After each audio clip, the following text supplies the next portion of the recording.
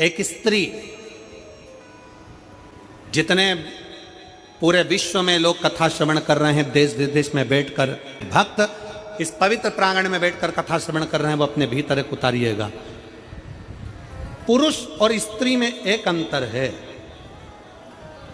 पुरुष जब भगवान के मंदिर में जल चढ़ाता है, जल अगर चढ़ा रहा है तो वह अपने माता पिता, अपने नाना नानी को पार लगाता है, दादा दादी को पार लगाता है। पर शंकर के मंदिर में अगर कोई स्त्री, कोई नारी, कोई लड़की, कोई कन्या, कोई बेटी, कोई माँ, कोई वृद्ध भी अगर शंकर के मंदिर में एक लोटा जल चढ़ा रही है तो वो अपना मायका और अपना ससुराल दोनों की 71 पीढ़ी को पार उतार देती है।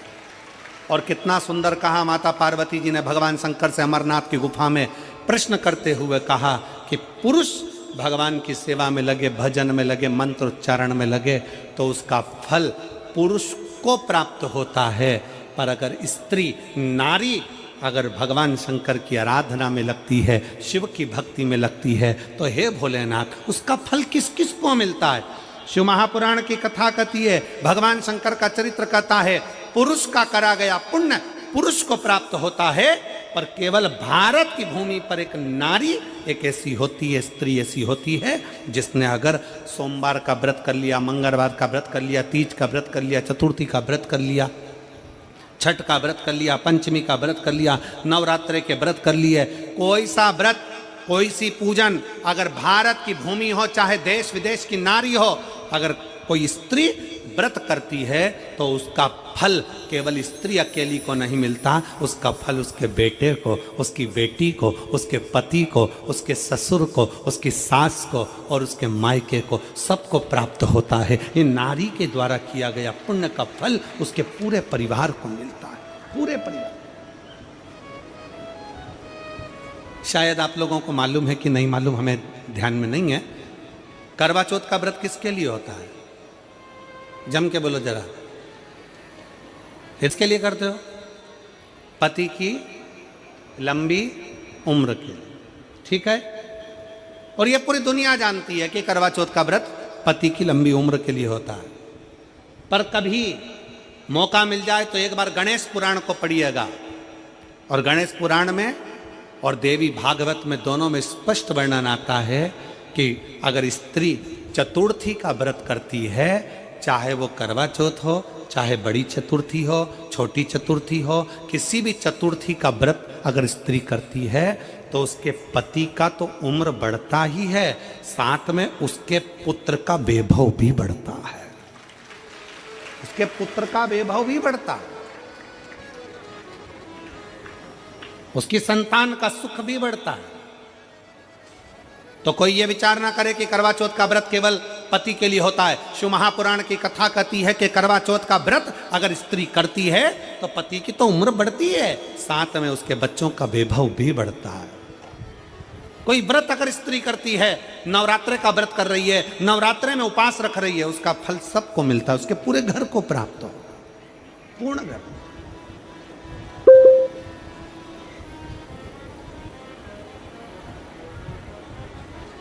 शिव तत्व, शंकर की अविरल भक्ति, शिव की उपासना,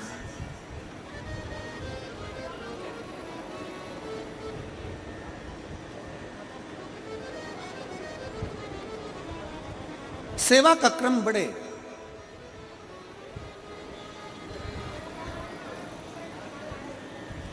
मंत्री से ज्यादा मंत्र पर भरोसा रखो, मंत्री से ज्यादा मंत्र पर भरोसा रखो, और संसार से ज्यादा मेरे महाकाल पर भरोसा रखो।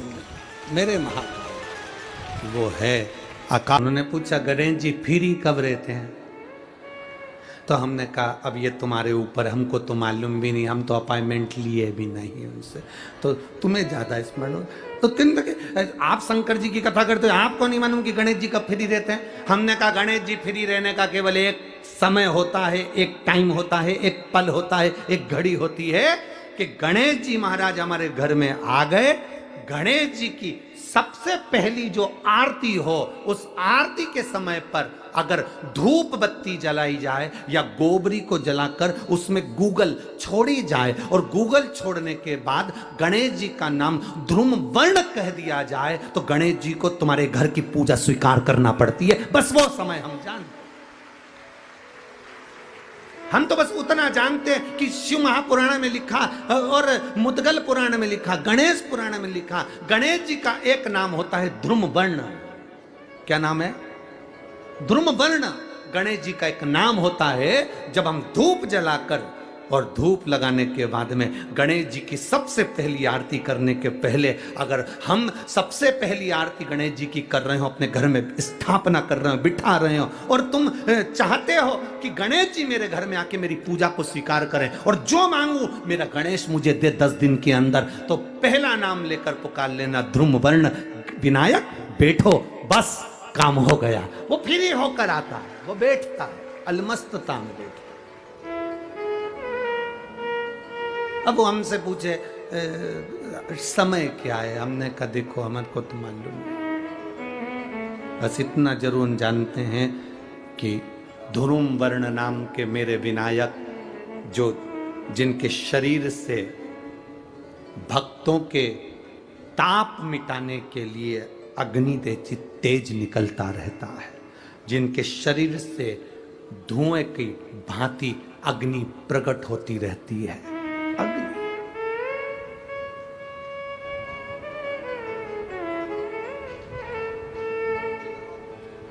हम तो उनको पहचानते हैं जो दुनिया के ताप मिटाने के लिए प्रगटा, उनके शरीर से अग्नि धुआं तेज पुंज प्रकट हुआ।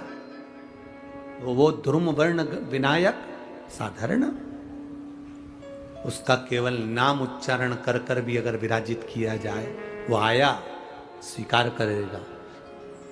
10 आप अभी तक बिठा लेते थे सिद्धि विनायक आओ, मयूरेश्वर आओ, भगवान को बल्लेश्वर पधारो, आपने बुलाया, आया वो, बैठा वो, ऐसा नहीं कि नहीं बैठा, पर हमें समय का भान नहीं हो पाया। हम किस समय पर भगवान को रिझाएं? परमात्मा को रिझाने का कोई समय होता है? भगवान को तो जब तुम्हारी मर्जी पड़ जाए, जब तुम्हारा दिल कर जाए, तब मेरे भगवान को रिझाने का प्रयास करो, वो तुम्हारे करीब में आकर बैठ जाएगा। जब तुम्हारा मन पड़े, जब तुम्हारी मर्जी पड़े।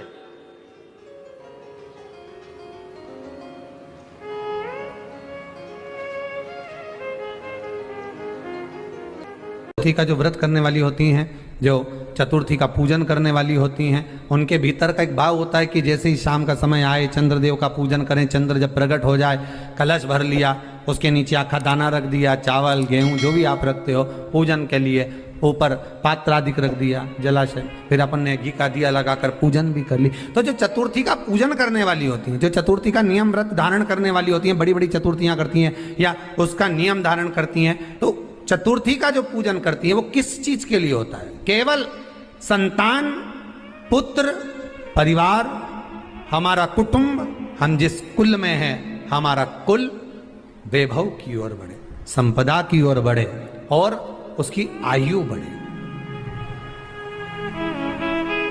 उसकी आयु बढ़े, वैभव बढ़े।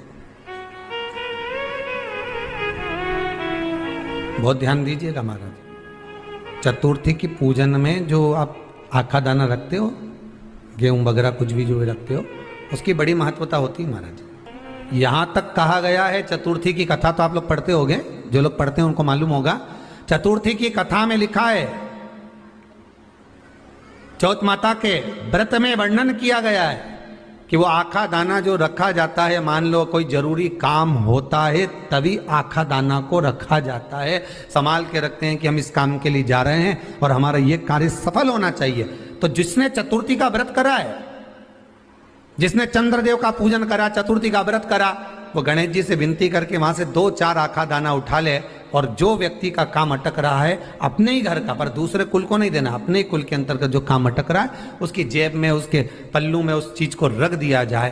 तो चतुर्थी जो अगली आती है, जैसे आप महीने की करते हो तो महीने की, और आप जैसे करते हो कि 4 अलग बड़ी बड़ी चतुर्थी करते हो तो उसके अनुसार आपका कार्य सिद्ध होता ही है। उस आखे दाने का इतना महत्व होता है क्योंकि चतुर्थी का व्रत करने वाली माता जब व्रत करती है तो स्वयं चतुर्थी की कथा में लिखा हुआ है कि पार्वती जी गणेश जी से चतुर्थी की कथा बचवाती।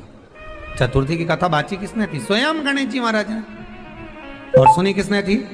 माता पार्वती। बाचने वाले गणेश जी थे, सुनने वाली माता पार्वती थी। तो चतुर्थी की कथा जब होती है तो उसको स्वयं गणेश जी बाच रहे हैं। तो व्रत कौन सुन रही है? माता पार्वती। और आपने जो आखा दाना लिया वो गणेश जी के भाव से लिया, गणेश जी से निवेदन करके, विनय करके, प्रार्थना कर उसको प्राप्त किया। चतुर्थी के दिन सात गांठ वाली दुर्वा 21 ले लो और चतुर्थी के दिन गणेश जी को समर्पित कर दो। पंचमी तिथि को उस दुर्वा को उठाकर दूध में डाल दो और उस दुर्वा को दूध में डालकर उस दूध में उस दुर्वा को मल लो और जिसके सफेद चमड़ी पड़ गई हो, चर्म रोग हो गया हो, उस दूध को उस दुर्वा के साथ, दूध नहीं भी हो तो पंचमी के दिन दुर्वा का लेपन शरीर पर कर लें। आधे घंटे तक करने पर पंचमी को प्रदोष काल में स्नान कर लें। महाराज आपको चर्म रोग में आराम लग जाएगा, सफेद चमड़ी अपने असली रंग में आना प्रारंभ हो जाएगी। गणेश पुराण दुर्वा का मूल बता। महाराज